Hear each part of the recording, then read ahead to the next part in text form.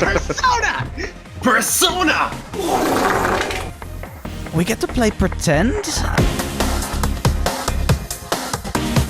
Hello everyone, welcome to another episode of Wolfstar Sins and Paradise. Today is a special episode because we're gonna be eating crisps again, but this time they're all spicy.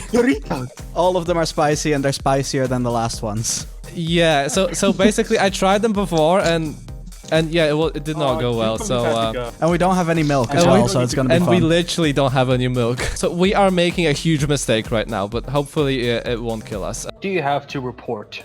Our plan continues to go smoothly. The Black Soul Saber has been successfully smuggled into Paradise and continues to function quite well. As you predicted, the consequences of testing the weapon has garnered the attention of the Angels, who are currently keeping a close watch on the taxman.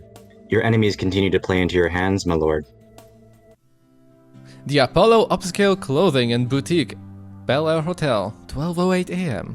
After visiting the hair salon, Jenny and Magnus made their way to the finest clothing store in the nearby hotel shopping plaza. Armed with Daggio's credit card, Jenny is about to face the toughest decision of her entire life. Come on, Jenny. You made tougher calls than this before. But which one do I go with? Which dress do you choose? Alright, let's go for sexy dress then. Most expensive in the store. Magnus's jaw drops as you walk out of the dressing room. So, how do I look?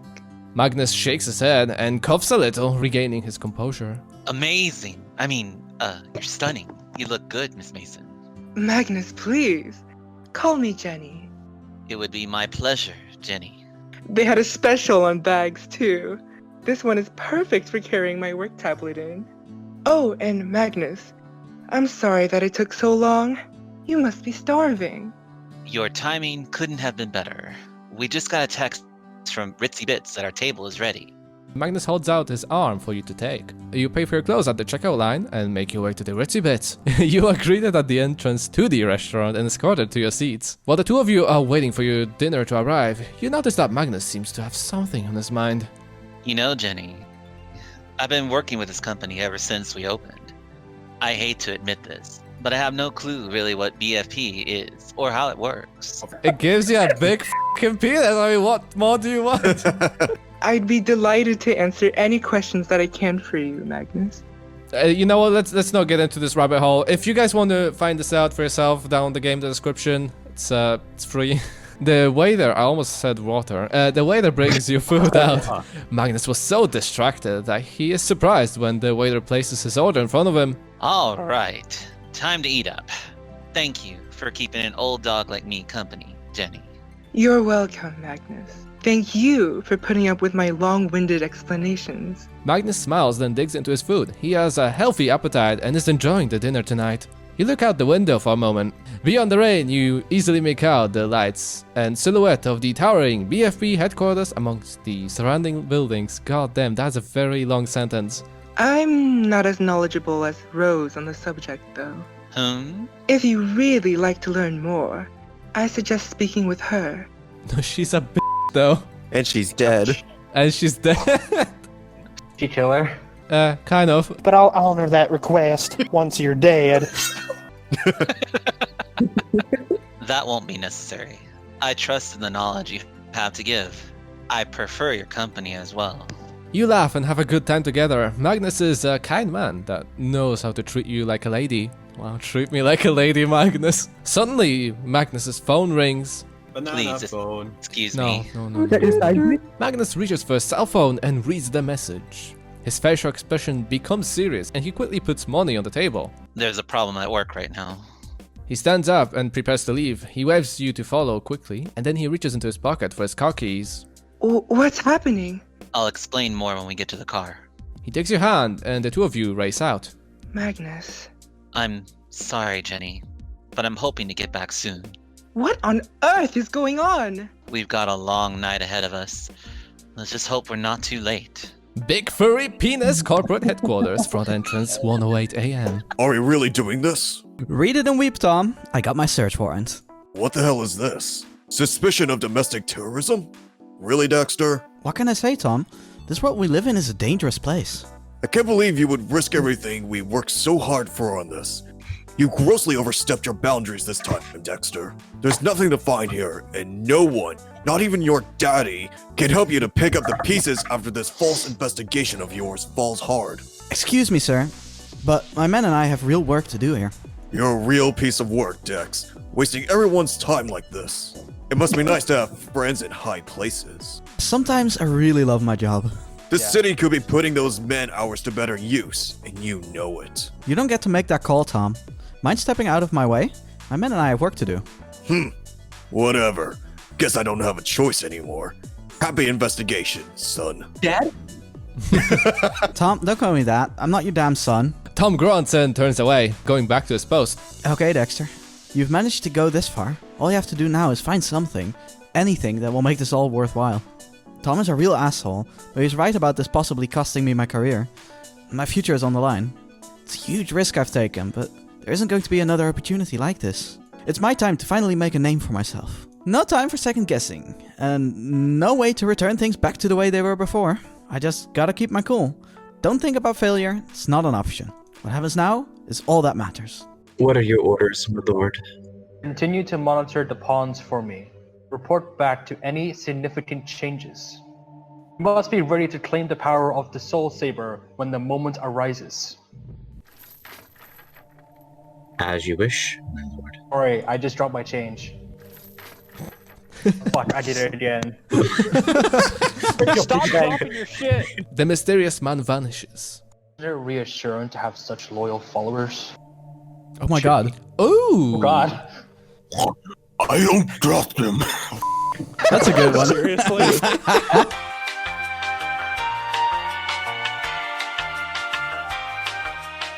Calm down. Think. You can't afford to miss this chance.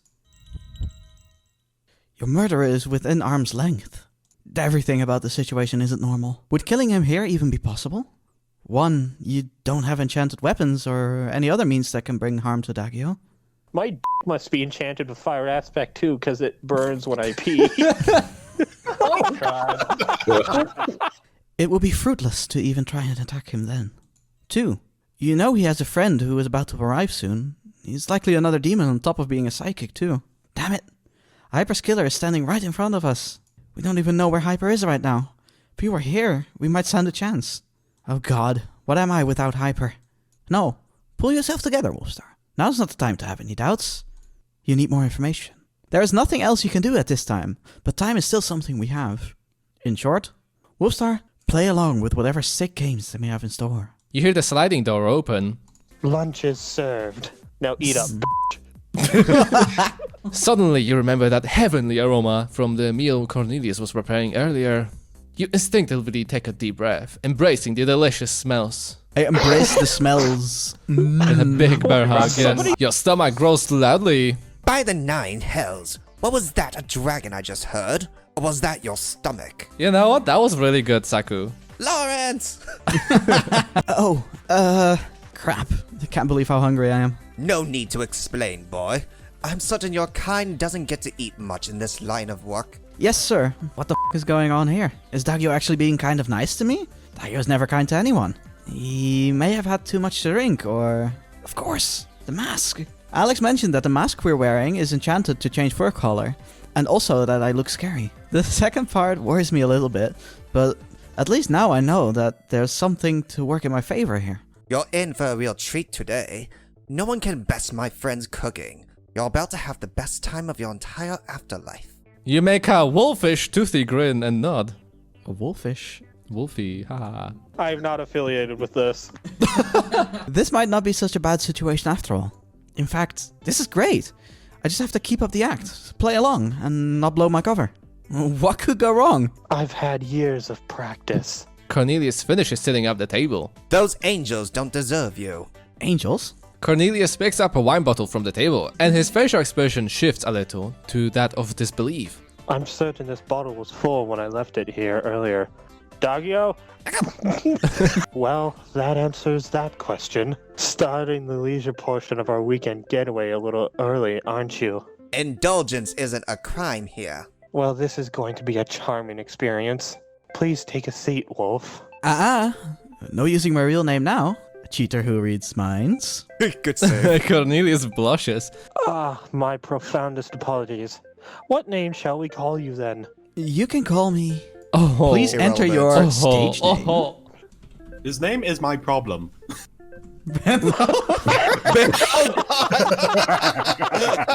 Oh my god. It'll bend over at your service.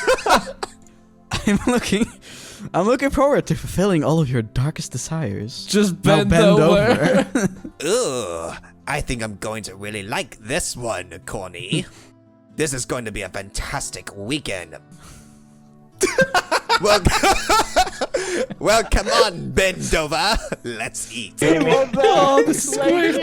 The meal Cornelius has prepared and carefully laid out before you is elegantly arranged. It looks to be every bit as sumptuous and satisfying as Dagio promised it would be. You take a seat at the other end of the table across from Dagio. You take small comfort knowing that where you sit is as far away from the demon as possible. Dagio takes a swing of his drink, then holds his glass in the air. Cornelius takes a seat and hands you a glass of strawberry margarita. He holds his own glass in the air. To teach each good health and sex beyond your wildest imagination. Cornelius sighs and clanks Dagio's glass. What do you do? Alright, so if we suck up to Dagio, we're gonna start his route. So we're just gonna drink up. That doesn't start any other route. So we're just gonna continue on our route. Throughout your dining experience, you notice that Cornelius and Dagio are as different as night and day. Cornelius is calm and very polite, as opposite to Dagio, who has abandoned any semblance of table manners, along with being a rather lush. Loud, what's that? I don't know what that means. He seems to have really let loose, letting the liquor overtake all of his senses. You're not used to seeing this side of your greatest enemy at all. You are almost able to relax and enjoy yourself. The thought suddenly occurs to you that this could be a golden opportunity to gather information. Hell, you might even get a full-fledged confession at this rate. You gotta be cautious of Cornelius. He hasn't taken his gaze off of you the entire time. What would you like to talk about? Pick up line of Cornelius. I want to see what happens, okay? Hey, Cornelius. Oh god, why do you have to tell? Yes, bend over. Do you mix concrete for a living? Because you're making me hard. That's so bad. That's horrible. That's awful. Really bad one. Cornelius blushes. I beg your pardon. Dagio starts to snicker. Oh god, no. You've got a nice ass, Cornelius. What time does it open? What's gotten into you, bend over? Dagio starts laughing uproariously. Oh no! Oh god, what have you done, Shin? Why did you choose this? Enough small talk, dirty boy. Why don't you come sit on my lap and we'll talk about the first thing that pops up. Cornelius looks flushed. Dagio howls in delight. I think our greatest has your number, Corny. You should see the look on your face right now. Oh my word, bend over, you're a horrible tease. Who knew bend over was bad at stand-up? I hope you know that it's all in good fun. Cornelius finishes his drink, then pounds him.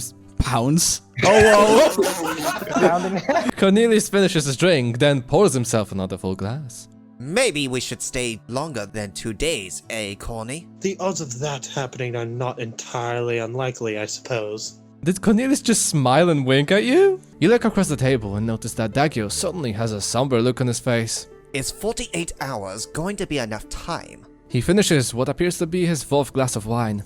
It appears as if the joy has been expelled from his body. His eyes are actually starting to water. Can you give me that? I can try to hit it. Ah. Well, you did it! You hit it! Wow. Where is it? It's perhaps somewhere over here. It's on my laps! Ah! Moment of silence for the fallen insect. It's immortal! he smashed it with the fly swatter like 8 times and it didn't die. No, it was just chilling. You and Cornelius wear the same expression on your face. A moment of quiet confusion lingers until a voice is heard. You're thinking about the company again. I have less than 3 days to find a solution. The board and I have attempted everything we could think of, but to no avail. We are set on course to an end that none of us would desire. We still have time here in Paradise to find a solution. It matters little, old friend. We travel beyond the boundaries of life into the end of the universe, only to continue running out of time. No, it's IT matters. IT matters little. Yeah. IT matters. Information technology. I'm sorry. I don't understand. Oh, well. Go on, Cornelius. It doesn't matter what he learns. There's nothing he can do to change our course of action. Cornelius turns his attention back to you. Dagio is the CEO of the BFP Corporation, a Fortune 10 company on Earth. I'm certain you've heard of their product? Yes, I have. It's literally everywhere, even here in the afterlife. I'd really like to find out how that works. Recently, BFP has been the target of legal scrutiny, thanks to dozens of big-name drug companies, the FDA, as well as vitamin and supplement distributors. I've been accused of holding a monopoly that is causing these competitors of mine to go out of business. My legal team over the past year have been battling it out with the courts, but have merely prolonged the current outcome. The main argument is as follows. BFP is a resource versus BFP is a privately owned product. Dagio delivered near miraculous results with the only product of its type. As punishment, long-term businesses who feel threatened will get to claim everything he and his business has worked for. No good deed goes unpunished. Dagio has always been an evil bastard who enjoys killing and bestowing misery onto others. Yet, he is also the creator of what most people would classify as a miracle in a bottle. To what end? What scheme am I not seeing? What are you really plotting, you demon? Honestly, the whole ordeal of the matter is rather disgraceful. I've been given a choice. Give up the secret to BFP, or let my company get divided up to my competitors. I will never give them the secret to creating BFP. I see. Why come to Paradise, though? The reason why we are here now is so we can have time to figure out how to prevent Dagio's company from being destroyed by the court. You see, Bendover, Paradise is a unique place, to say the least. One of the more unique features of this realm is that it exists in its own special spot outside of normal time and space. For each day that passes on Earth, a full month passes here in Paradise.